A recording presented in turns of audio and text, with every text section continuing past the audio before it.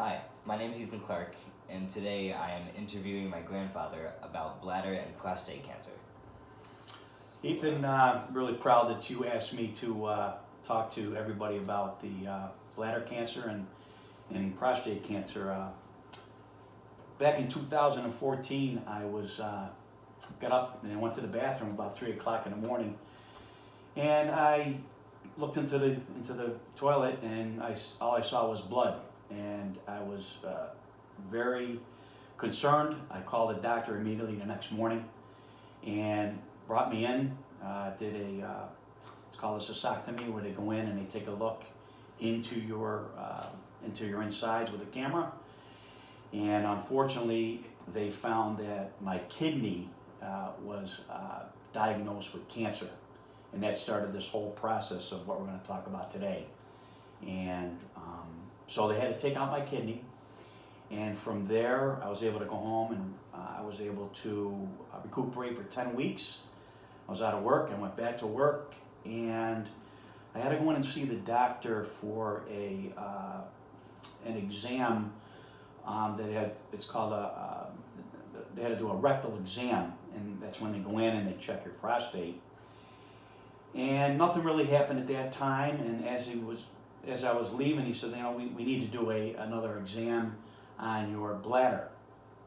So they took a camera and they went in. There's only one way to get in there. They had to go through the penis area, and unfortunately, they found some red cells that looked like it was cancer, and they had to do a biopsy on that. So they went in, took a couple of biopsies out, and it looked like it was something called in situ. In situ, what that is a form of cancer, but they couldn't really tell if it was really cancer or it was not cancer. So they took the biopsies and they sent it to Johns Hopkins. And over the course of 5 or 6 different biopsies that I had, the doctors got together and decided that it was not bladder cancer. So what they put me through was a procedure called a BCG, and what that is it's kind of a little like a cocktail, a little vial of this medicine that they put into your bladder. You have to do this for 6 weeks, 1 time a week. They put it into your bladder, and you go home. You have to lie there and move around every 15 minutes so the medicine gets to all parts of your bladder. And then from there, you urinate it out, and then you have to put bleach in the bowl to get rid of the bacteria, because there's bacteria that you're urinating out, which was really weird the first time. But in the end, after the 6 treatments, it came out that I did not have cancer in the bladder. And overall, this entire period, what were your emotions throughout this? My emotions were just after getting over kidney cancer and then revealing that you have almost had bladder cancer. Yeah, my emotions were all over the place. You think you're going to die. Thank God I had my wife, your mother, my daughter, both my daughters there, that were able to help me through this. Family, friends. I trusted the doctor. When you trust the doctor, there's nobody else you can trust, because he's in there. He's the one that's looking at everything. He's the expert. He's the expert. He's definitely the guy that helped me through this. So, making a long story short, I get through all that, and I have to go back for the cystectomy. It's kind of a routine thing that you do after the 6 weeks. Then you wait 6 weeks, and you have this test. Now, again, with the camera. So they go in, and now they're finding some lesions in there. And a lesion it kind of looks like an icicle that's hanging down on each parts of your bladder. So we had to go in, they had to do a surgery, they had to take out 3 or 4 of them. Again, it looks like it's in situ, which is a form of cancer, but it was not. So what do we have to do now? We have to go back. We have to do 6 weeks of BCG with interferon. And that's what I'm going through as of today. I just had my 6th treatment done last Thursday. I have 6 weeks of nobody touching me. And then 6 weeks from now, they go in and they do a cystectomy again with the camera. And we're praying that it's clear. And hopefully it is. That's incredible. And you've gone through all this. But how come you never got a second opinion and only trusted that one doctor? It boiled down to trust. This guy, Dr. Marshall. Have you known this man for a while? I met him back in 2014 in May, and I've been with him ever since. He was here in Pittsfield. He's over in Albany now. I was able to follow him. Thank God for our insurance. They let me go there. But when you trust a doctor and you have a relationship with him, it's not one of these where you're just a number. Oh, here he is, check him, let him go. This guy took care of me. He took the time to call my wife at work when I was going through this all in the beginning. And basically he's saving my life right now. So that's the most of that right now. So we're hoping that after we go through this test in 6 weeks, if it's not cancer, then what the procedure is going forward is every 6 months, I'll have the BCG with an interferon, it's called. It's another medicine they put in with the BCG. And then from there, 3 months after, or 6 weeks after, you have the procedure again with the going in with the camera. So that's what it looks like going forward. Oh. So we'll see what happens. Right now I'm doing good. That's great. Prostate. I can just cut this out, but Perfect. Or should we just go into prostate? So from there, you say, from there, how did you get prostate cancer? What was it? How did you? Yeah. So from, Mm-hmm. So from all of this, how did it lead into finding out you had prostate cancer? So fortunately, when I was having the procedures done with the bladder cancer, the doctor took it upon himself to do a rectal exam with the camera. And they went in and, again, unfortunately, in the on the prostate there was bumps, and I can't call them lesions, but he was able to determine immediately that they were cancerous. And the again, you think you're going to die. You think you're going to die. I mean, cancer it's in everybody's body, and unfortunately, it's in there in me right now. But with the doctor's help, they were able to take the prostate fully out, and I'm able to, urinate, no problem. There's no side effects, and it basically was with the prostate. It was so much easier than what I went through with the bladder. Prostate cancer is very, very common. Bladder cancer is not. Bladder cancer is, I would say, in the top 10, I would say it's maybe 5th, where prostate cancer is number 1. So I wasn't really worried about the prostate cancer like I was with the bladder cancer.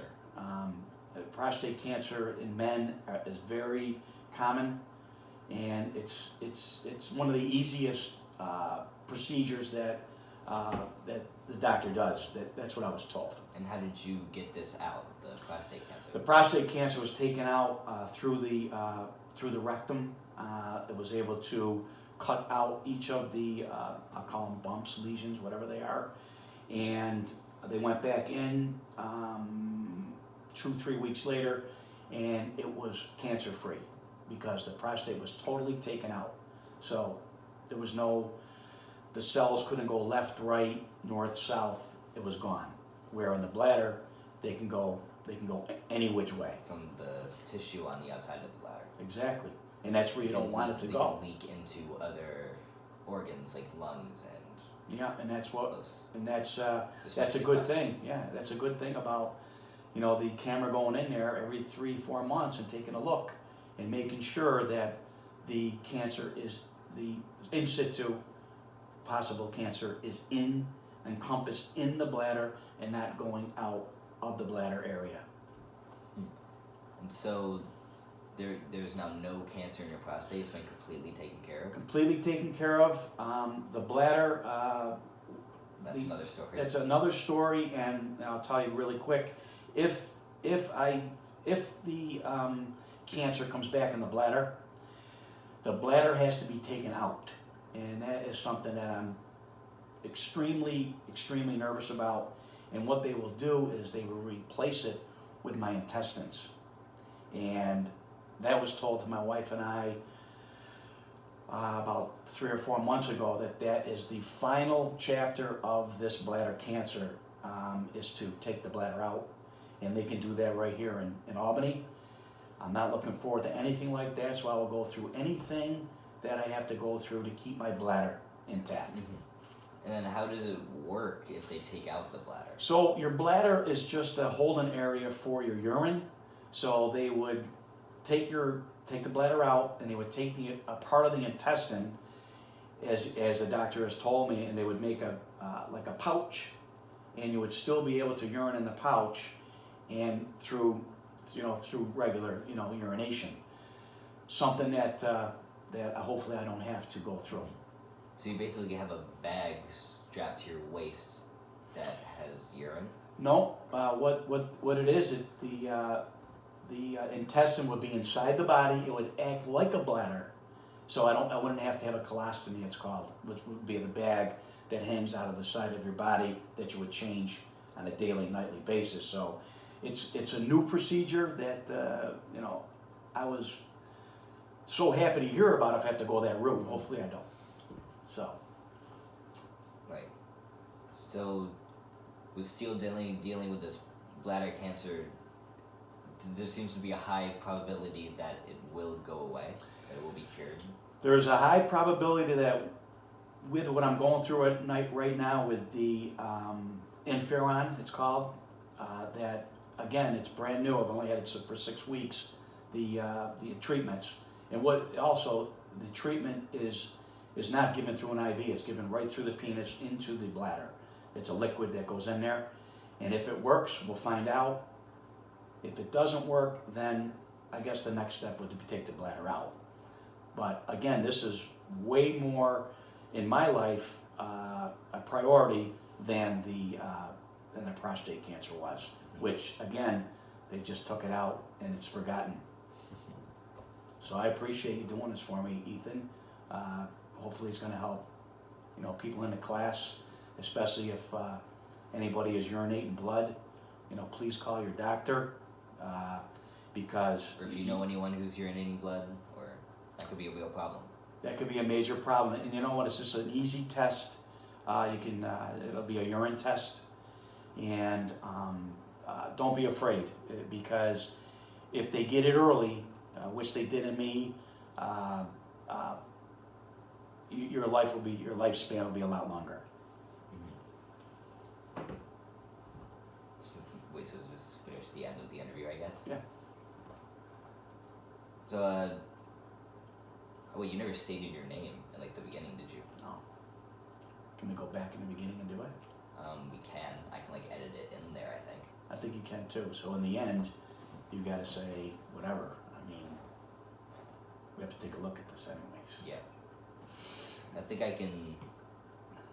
If we're gonna do this, we might want to do it all in one strip, not have 2 separate videos that I have to try to put together, because I'm not good at editing. Yeah. I haven't done it at all. You But have? I know what to trim. Okay. So that'll be easy to do. Okay. I can probably do simple stuff like that. Okay. So I guess we'll end it here. So now the interview, my interview's over with my grandpa. Hopefully, Is there anything else we could say? Any other questions? so, you could say, Did you expect this at all? Or, well, I didn't expect this at all. My whole life I've been healthy. It was just that one night where I had blood in the toilet, and here we are today, going through this right now, and luckily that it's all turned out so far so good. Was this caught early in the stages, or is mid or late? It was caught extremely early.